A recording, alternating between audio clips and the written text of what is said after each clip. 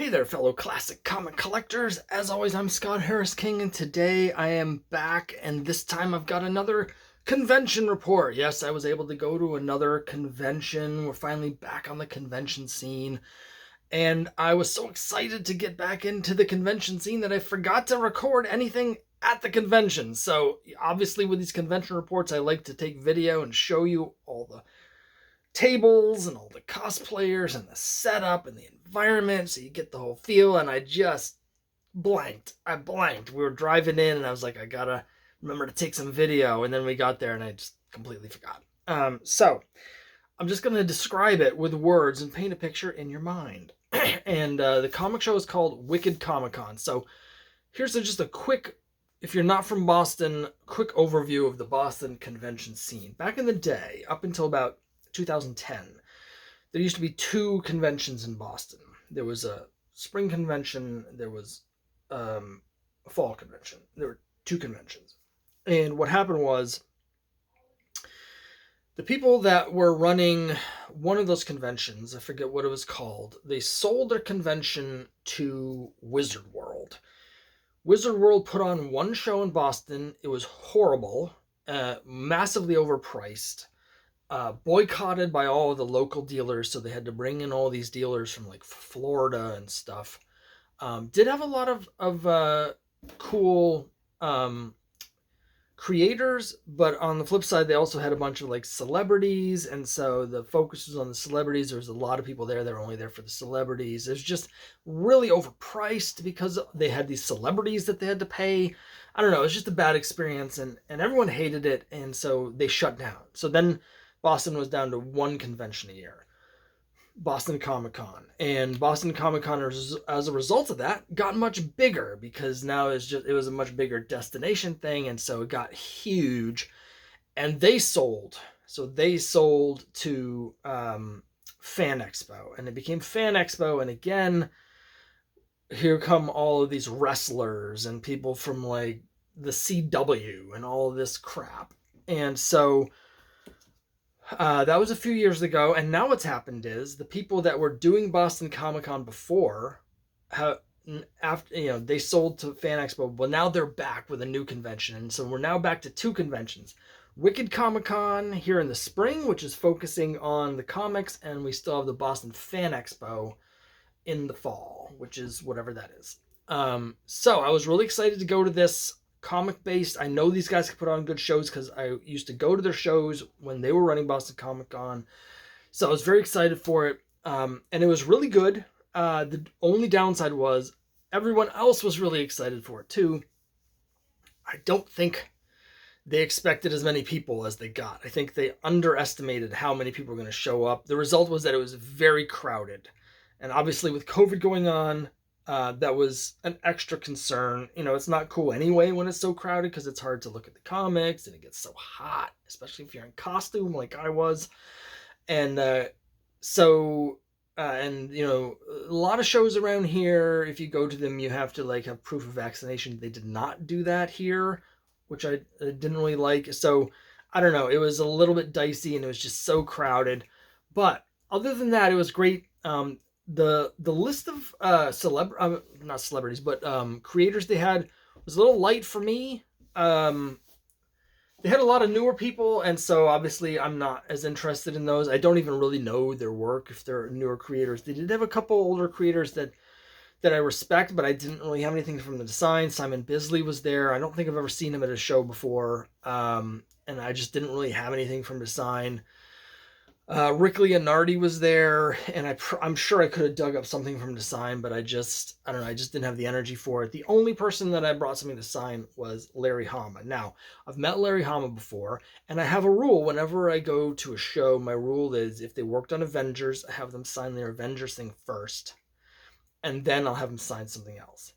And yet, somehow, even though I've met Larry Hama before, I don't know what I had him sign previously. If anything, I might not have had him sign anything, because it completely blanks somehow that he was the regular writer on Avengers for a short period of time. So this time around, I brought this. I brought Avengers 329, which for me is the best cover of his run. I like the lineup change issues, and I already have it signed by Paul Ryan twice, actually. Apparently, I forgot that I had him sign the inside, so then I brought the same issue to another show and had him sign the outside. But you'll notice there's no Larry Hama signature on this, because I broke my rule. When I got there, Larry Hama had a thing where he would sign one comic for free if it was personalized to you. And then any other signatures after that were $10 each. And I didn't really want to pay $10. And there was something else that I really wanted him to sign besides this. So I'm going to bank on seeing him again. I have seen him at a couple shows in the area. So I'm going to bank on seeing him again to eventually get this signed. Because I had to get this signed. I know some of you will appreciate this. No, it's not G.I. Joe. It's Wolf the Barbarian #1. Yes, this is one of the first comics that Larry Hama worked on. He both wrote and penciled this issue. As you can see, there's the signature to Scott, Larry Hama, 22. So I was very excited to get this signed. Usually when I bring someone something they're not expecting to sign or is more obscure, the creator's usually pretty excited to see it, or surprised that I'm not bringing him yet another copy of G.I. Joe 21 or something. But no, he didn't really seem to even notice. But that's fine. That's fine. I'm really excited to get that. So there are two halves of the show for me. There was the first thing I was really focused on was the Artist Alley with the independent, local, self-published creators like myself. I wanted to support those people, and I basically just went around, and if they had something that was in a reasonable price range, I bought it. I say a reasonable price range. There were some people, I mean, I really wanted to support everybody, but like there was one table where they hadn't done individual issues, so all they had was a trade that was $25. For me, like, I want to support them, but I don't have that kind of money to be able to support everybody at that level. And I also would rather buy one issue, read it, see if I like it, and then if I like it, then buy the trade, right? So there's no way for me to do that. So I didn't buy that. And there are a couple people who their individual issues were like $10 to $15. And 10, I think, is for indie self-published books. 10 is very reasonable these days. But 15 and above for a single floppy is starting to get a little too much even for me. So there were a few people that I didn't get stuff from, but I did get a bunch of cool stuff. I'm going to start with this because there's a little bit of a snafu. As you know, I'm part of the Boston Comics Roundtable, which is a group of people here in Boston that make comics. We do an anthology called Boston Powers. I've showed you earlier issues of this before because I have a story that is in issue #3. And they recently have a story that I thought was going to be in this issue, which is #5. So when they did the Kickstarter, I didn't order #5 because I was like, well, I'm going to be getting free copies of #5. Instead, I ordered #6 and #4, right? And it turns out that my story was bumped, so it's not in issue 5. It's going to be in issue 6. So in addition to the copies that I'm going to be getting for working on issue 6, for writing the story in issue 6, I also bought one on Kickstarter. But that means I didn't have any copies of issue 5. So I don't know yet when issue 6 is coming out. I did ask. They said they think this fall. There's some kind of delay with some of the other creators. I'm not really sure what the nature of that is. So 6 has been pushed off like a full year. It was supposed to come out last fall. But we do have #5 now. And this is like, it's really good. I'm really happy to be part of this. And the quality is really good. It's specifically designed to be an all ages superhero comic. So the idea is it's kid friendly, and all of the stories feature superheroes that are based in and around Boston. So it's really good. It's really good. Speaking of something that's really good, you guys are gonna love this because I loved it. It's Mangul. As you can see, Mangul is seagull, and what happens at the beginning of this issue is there's this sort of just a guy who like is an a-hole and is like polluting, and you know those like plastic rings on the 6-packs he's like throwing into the water, and so the vengeful gull rips the guy's arms off and then attaches the arms to the seagull's feet. Right, he's like we don't see this on panel, but he sticks his legs, I guess, into the arms, and then he starts using the arms, And so this is an issue where the Mangul is flying around, um, and you get stuff like this, where the Mangul is smothering a guy with a pillow, and the detective is trying to stop him, of course. And Mangul steals a gun from a security guard that he's killed, and they have a firefight.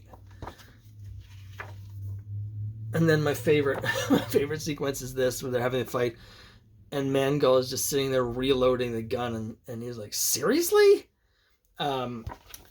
Absolutely fantastic. Yeah. And then there's a like a whole series of pinups in the back with Mangul. Anyway, loved it. There was a second issue that I did not get because, again, I was just trying to support everybody. And then once I read it, I was like, crap, I should have bought that second issue. Hopefully I'll see that guy at another convention. Okay. Here's Charlie's Spot, which was good. It was it's the first part of a 4-issue series that's basically about like a panhandler in like a city park, and it's all about all the weirdos in the park, and there's like some sort of scheme. Anyway, I really like the cover. It's good. The following case book. This is a book that's apparently been launched on Kickstarter, and it has some interesting ideas. It's basically about some sort of deity who's on Earth, and he's here because there's new like 21st century gods being born, and he's sort of protecting humanity from the influence of these weird new gods, stuff like that. It had a couple technical detail issues with it, like the art that they use in the cover is not high definition enough, so it ended up being pixelated. I'm not sure if you can see that on there. Anyway, but trust me, it's pixelated, and a few little like technical details, which unfortunately are not uncommon in a lot of these self-published books, but interesting ideas. The art's not bad either. Here's Jumbo Titan X, which was a free preview, and it's basically a guy doing like old school Japanese giant robots. And the art's interesting. The stuff with the robots and the cities are pretty cool. So yeah, that was fun. I didn't actually pick up the regular series, but I did get the preview issue, so that was cool. Here is Ace Chicken Space Chicken. Yeah, had some printing issues, but it's a cool like funny animal book for kids. Here's another book for kids. It's Epless. This is a much thicker book, and this has like really bright colors. It's like a sci-fi plot. There is a chicken in this one as well. As you can see, it's not Ace Chicken Space Chicken, but very bright colors. I got to be honest, I didn't finish reading this one. It is for kids, but I think it's the sort of thing that the kids might like. 2 mini comics that I got. It's by a young, I don't know how young. She looked at me like she was in high school, but maybe she's in college. Julie DeSalvio. These mini comics. It's story time with Mike and AI. So those are cool. I mentioned this creator last convention. It's Lovecraft PI. I talked about it because I had a long conversation with this guy. He's local. He does a lot of Kickstarters. He's in the same space in Kickstarter as my series, The Crime Busters. There's a lot of overlap. He's a supernatural detective dealing with Cthulhu mythos stuff, just like my characters, The Crime Busters. He's a couple steps ahead of me in terms of the publishing game. His campaigns are bringing in, 4 or 5 times as much as mine, 4 or 5 times as many backers. But it's, I want to support him. And then when I had this big conversation with him at the last show, and then I meant to come back to his table later and buy something, and I forgot. So I was really happy to see him again so I could buy this, which is the first issue. You can see, the cover art's great. The interior art is good too. This collects the 3-issue series. And it's good. If you like sort of crime noir stuff with a supernatural twist, I think you'll like this. Uh, there were 3 different interior artists, one for each issue. So over the course of a trade, I wouldn't even say it's uneven because the style doesn't change that much, but it's noticeable. Actually, for me, what was more noticeable is they changed letterers partway through, and that jumped out to me actually more than the artwork. But I think if you're into again, if you're into like crime noir, like 30s sort of detective stories with a supernatural twist, I think you'll dig this. Speaking of supernatural twist, it's uh, Damon, Demon. I think it's Demon Slayer for Hire. As you can see, has a very like 80s sort of indie boom aesthetic to it, which is true of the interior as well. I'm trying to find some pages so you can really see that sort of that sort of 80s indie aesthetic. You know, so if you were into those books in the 80s during the indie boom, this is the sort of thing you might be interested in. This series actually had 7 issues, I think, that were on the table. I only got the first one. So that's it for the indie creators. I did also pick up this. There's a guy named Bill Walco there who works for Archie sometimes, does work for Archie. And so he had some of his Archie variant covers, and so I had to pick this up. It is Everything's Archie #1 with the Marvel Comics 25th anniversary homage cover. So I thought this was really cool. You can see like the logo is an homage to the Captain America logo from this time. Yeah, I thought that was really cool, so I had to pick that up to go in my Archie variant collection. In terms of back issues, this is only sort of a back issue, so let me start with this one. It's a Mighty Thor #1 blank. Now, there's a dealer who had a whole table just of blanks, and they were only $2 each. And so I thought, I'm going to buy a bunch of cool blanks. So when I'm offering things like sketch covers or whatever, I'll have like all these cool different blanks. This is the only one I got. And the reason is I hated the trade dress, you know. It's just got the logo and it's blank. It does have the Marvel and the #1 down here, which I wish it didn't. I wish that was on the back cover. I don't know why they put that stuff on the front. The whole point of this is a sketch. But it's much less obtrusive than a lot of the other ones that had these huge logos, giant trade dress, like event crossover trade dress, and they were just like a mess. I just want the character logo and the blank. That's all I want on these. So there was several others. There was a Deathlock one I wanted to get, but the Deathlock above the logo, there was actually a printed drawing of Deathlock. And I'm like, that's not blank, man. Your drawing on the blank defeats the whole purpose of a blank. And there's a lot of stuff like that. I got really frustrated with how badly they were messing up these blanks. So I only got the one. I picked up another one of these. $5. This lower grade is the first appearance of Forge. Anytime I almost picked up a couple more that were $10 each, but at that point I had spent a lot of money at the show. This dealer actually had several more for $35 each, which I thought was a little crazy. But I am picking up the first appearance of Forge when I can get them at a reasonable price. Again, this is lower grade. But I'm a big fan of Forge, so I've got 4 or 5 of these now in various conditions. Out of the dollar box, or they were actually $2 each, which I didn't realize that I went to pay, but it's fine. Archie at Riverdale High, 93. I need to check these off my checklist too before I forget. 64. 68.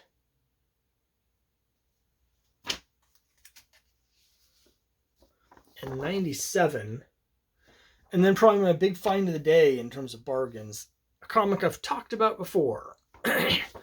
It's Archie 321. Now, you may remember that this was one of the last issues I needed for my Archie run. I'm still missing 511, but other than that, from 155 all the way to 713, the only issues I was missing were this one and 511. And I just bought a copy of this a few months ago. I paid $50 for it, and it turned out it had panels cut out of it.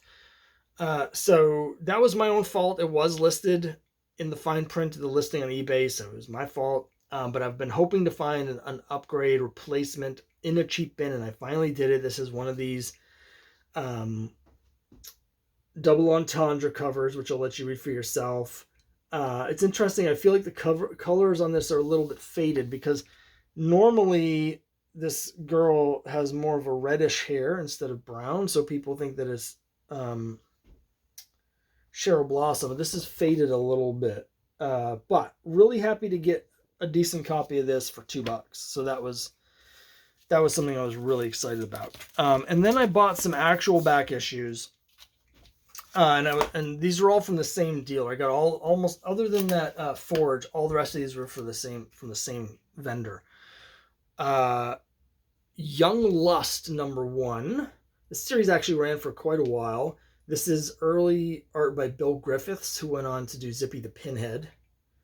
And obviously, I was just really excited to see this. It was only $5. It is lower grade, but it slots right into my romance collection, of course. I'm not that big on like underground books from the late 60s and 70s. However, this has been on my radar for a while, so I was really happy to find a copy. It's Skull Comics #4. As you can see here, it says Special Issue Lovecraft. This is, as far as I've been able to determine, the first appearance of Cthulhu in comic books. So I wanted to get a copy of this. I talked about this in a video last year when I was putting out my Uncle Sam vs. Cthulhu comic. And so now I finally got one. And then finally, a series that's been on my radar for a while. It's a romance comic from the Golden Age. And one thing what I really like about it is that even though this comic came out in 1949, because as you'll see, it has a great date stamp on it, the trade dress, the design, the logos, the fonts, and everything look very, very 1969. This comic was way ahead of its time in terms of the design. It's Darling Love. I think this is #1. There's no number on the cover, and honestly, I haven't even looked to see what issue it is, but usually if they don't have a number, it's probably a #1 or maybe a #2. But check out that logo. Doesn't that look like it's from like 69, 70? But no, you can see the date stamp here right there. November 28, 1949. I get what I want. It also has a story in it called Girls Who Wear Glasses. So, yeah. It says $30 actually. I talked them down to $20 on it. There was one other romance book that I was considering getting, but it had a tear through the whole book. I don't even remember what it was. It was a cool one, but I had to leave that one behind. But here we go. Darling Love. So that was really cool. So that was my haul. I spent a lot of money at the show, but it was a lot of cool books. I got some cool finds. Really happy with the Archie. Really happy with those last 3 that I showed you. Mangul is tremendous, and I really was great to be able to support a bunch of the indie creators and meet them and do some networking and stuff. So sorry I don't have any pictures from the convention, but hopefully these cool books made up for it. So that's it for this time. Let me know what you think in the comments down below, and I'll see you next time.